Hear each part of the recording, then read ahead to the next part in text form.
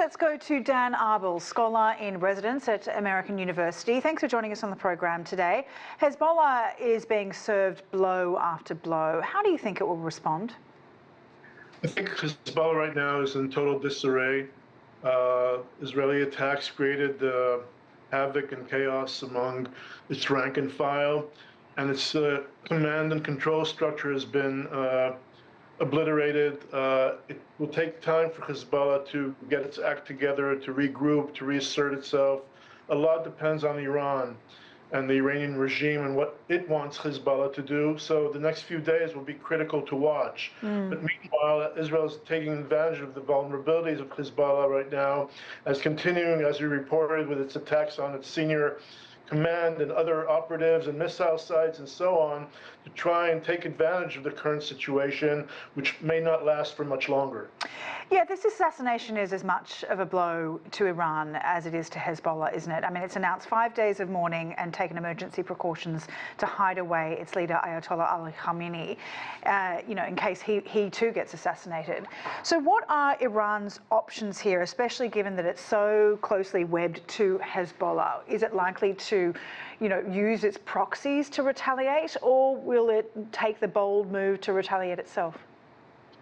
It's $1 million question. I think that what happens now, what Iran decides to do next, will have serious ramifications for the entire region for the course of this confrontation, because Iran has managed to successfully to create this arch stretching from Iran to from the Indian Ocean to the Mediterranean. And the fact that Hezbollah is now decapitated is really undermining Iranian strategy. So Iran can either decide to restrain itself and wait for Hezbollah to regroup, take its time, and respond at a date which is convenient for Hezbollah to respond, or for Iran to respond. Another option is for Iran to escalate and then launch an attack on Israel, like a direct attack, like it did back in April. And then that can start a whole new set of events and perhaps lead to a regional war.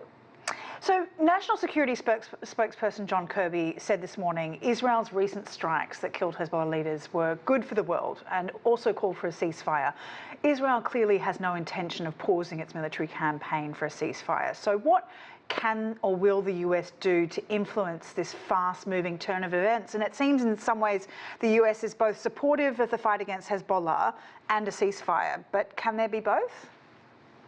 So I think that the U.S. is also kind of in a position that on one hand, it supports the fact that Hezbollah has been hurt and that its leader eliminated. On the other hand, it doesn't want to rock the boat before the U.S. elections on November 5th, and it of course doesn't want to see a regional war break out. And so on one hand, it supports Israel and sends forces to the region. On the other hand, it's trying to warn Iran not to respond forcefully and trying to contain the situation rather than have it escalate. So you're right to suggest that they are playing this game on both sides of the court. Yeah, I mean, and now with the potential of the IDF going into Lebanon for a ground offensive, that potentially could seem relatively easy for Israel, but getting out of Lebanon could take, like Gaza, months if not a year.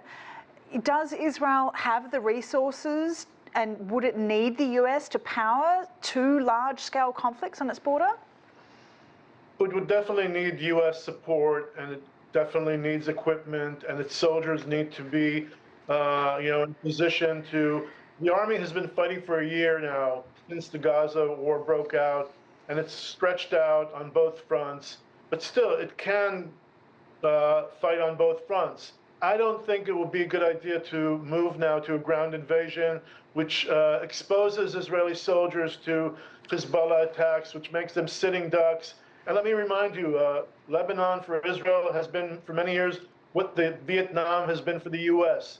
So it's not something that's advisable for Israel to do at this point. And I think that the U.S. is trying to caution Israel, trying to hold Israel back from doing that, but next few days will determine whether Israel is planning to go ahead and do that or not. It seems that Israel hasn't been doing a lot of listening in terms of what the US has to say about the matter, but we'll have to leave it there for the time being. Dan Arbell, really appreciate your time. Thank you. Thank you. Have a good day. Thanks.